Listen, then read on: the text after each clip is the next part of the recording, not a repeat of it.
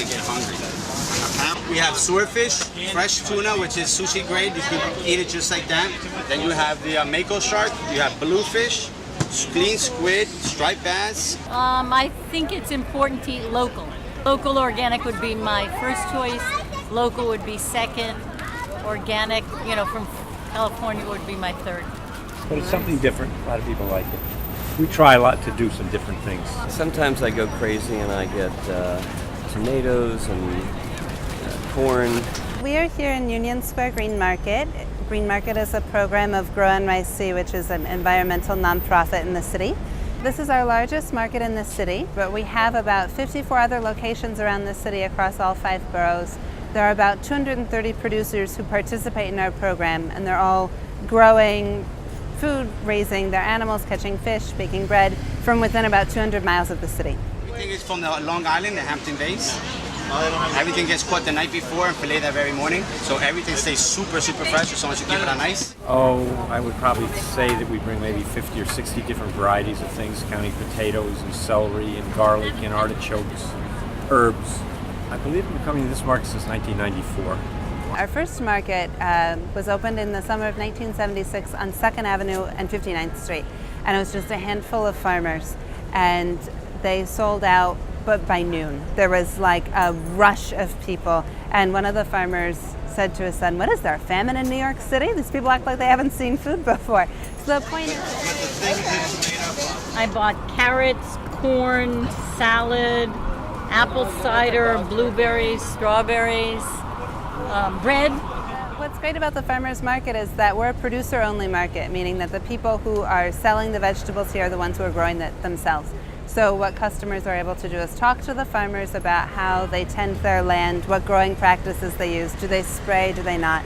Are they organic? Are they certified? Are they certified naturally grown? And there are a number of different weight certifications you could get, and there's a full range of farmers and the ways that they produce what they bring to market. No, it's not organic, but it's as close as we're going to get to it. Yeah, as close as you can get to it. It is a city. It is hard to get food in, and everybody is looking for access to fresh food. So we have markets in the Bronx, we have markets in Staten Island, and our mission is twofold: to provide access to fresh fruits and vegetables for all New Yorkers, but at the same time to help preserve farmland upstate. And so collectively, all those 230 producers are tending about 30,000 acres of land. So that's land that's being kept in agricultural production. It's not being sold off for development. And so we're helping to keep the local economy strong. Well, I've lived in New York for 7 years, and probably since that time. Used to come on Saturday, but it gets too busy on Saturday.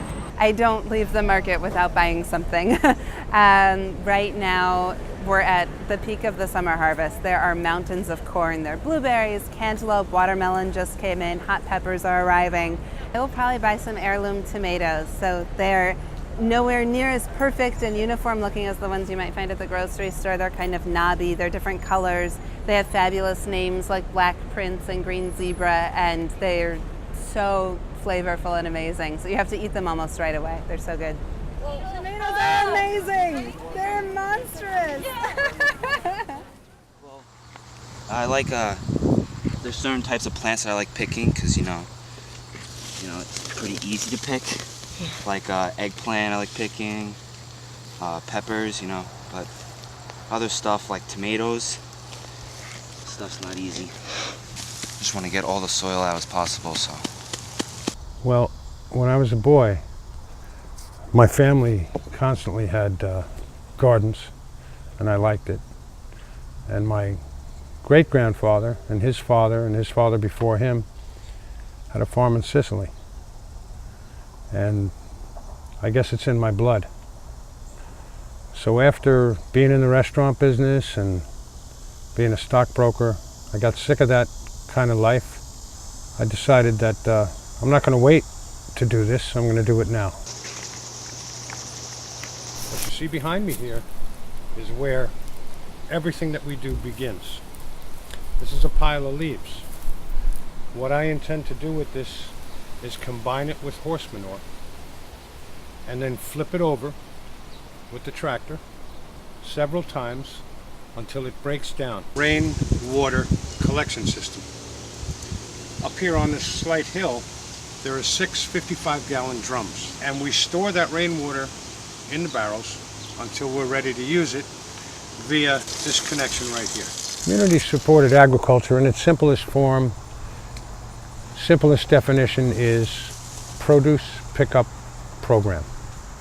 So you pay X amount of dollars in advance, and in return, you get, could be 20, could be 26 weeks of consecutive pickups of a large box of produce. It's usually a good value for you. You can save anywhere from $15 to $30 by paying in advance. But this farm, since it's the source, is a fantastic value anyway. There are 15 hours work required for one level of membership, 25 for another. And then if you're a total volunteer, it's 100 hours throughout the season. My hours usually vary. I usually start at 9 or 8, and then it's usually 3 to 4 hours. So it's not bad. I just kind of enjoy whatever tasks Mike gives me. I like to plant a lot of the stuff, that's fun. But you know what, I must say that pulling weeds happens to be one of the most fulfilling things that we do here, because you have a big line full of weeds, and then at the end you can say that it's all clean and ready to be planted.